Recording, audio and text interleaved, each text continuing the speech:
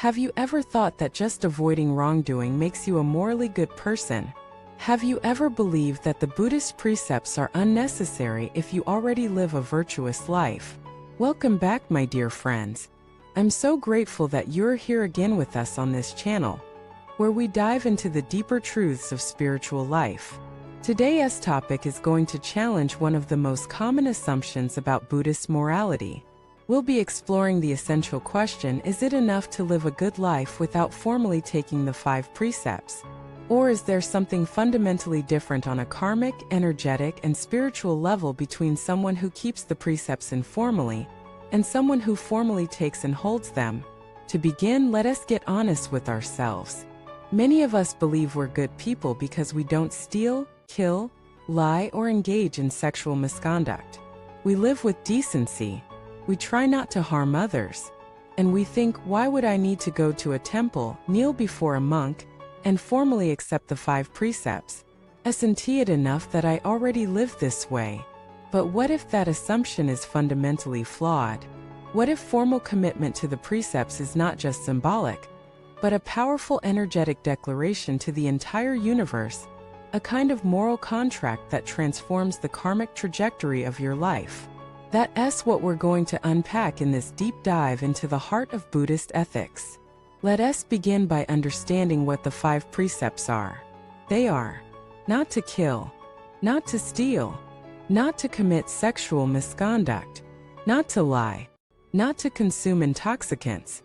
These are not arbitrary rules. They are the foundation of all spiritual progress. In Buddhism, morality is not a starting point you graduate from, it is the structure that supports everything else, including meditation, wisdom, and liberation. Now, here's the key point: there is a vast difference between simply refraining from harm and making a formal vow to the precepts in front of the Buddha and the Sangha. When you take the precepts, you're not just saying, I will try to be good. You are declaring to the entire universe, I vow to uphold this code of conduct, not just in body but in speech and in mind. You become a moral beacon. Let us compare 2 people. One says, I don't kill, but I never took the precepts because I don't want to make a vow I might break. That sounds responsible, but it misses something crucial. That person is operating from fear, not from faith. The other person says, I take the precepts with full awareness that I may fail, but I commit myself anyway, out of respect for the Dharma and trust in my own capacity to grow. That second person is operating from courage and sincerity. There is also a karmic dimension. When you formally take the precepts, you establish what is known in Buddhism as invisible merit energy. Even when you're asleep, walking, cooking, commuting, this moral energy is active.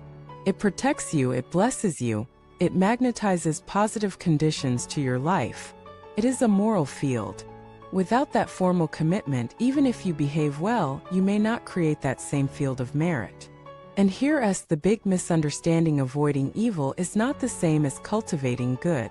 You may not be doing wrong, but unless you've made a conscious, deliberate vow to refrain from harm, that non-doing doesn't carry the same karmic weight. Taking the 5 precepts isn't about putting yourself in a cage. It's about stepping into sacred commitment. Now let us go deeper. There is a powerful teaching from a revered Buddhist master, who said taking the precepts is not about controlling you.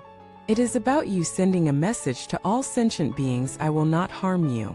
Can you imagine what that means? That when you take the precepts, every insect, every animal, every human being, every spirit hears that declaration. It's not just personal ethics, it's a cosmic announcement.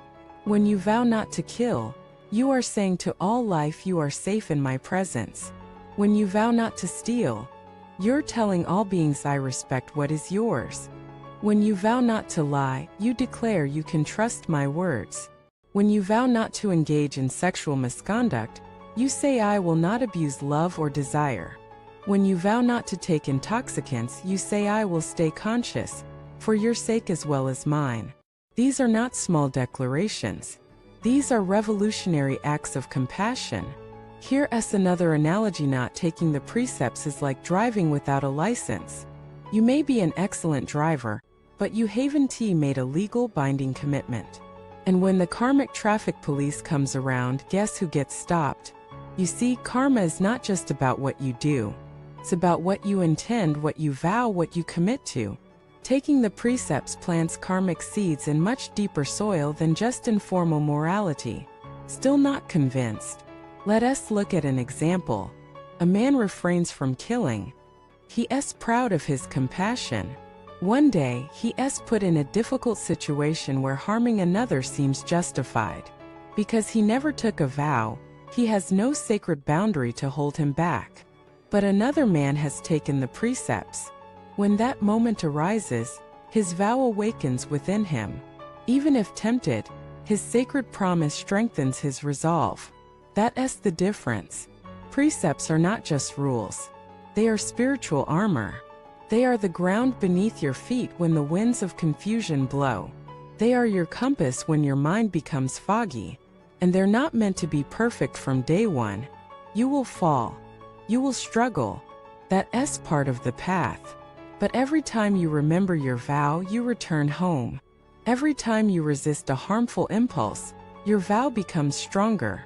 Every time you honor your precepts, even silently, the universe takes note. Angels take note. Spirits take note. Your own future self takes note. The 5 precepts are not about impressing others.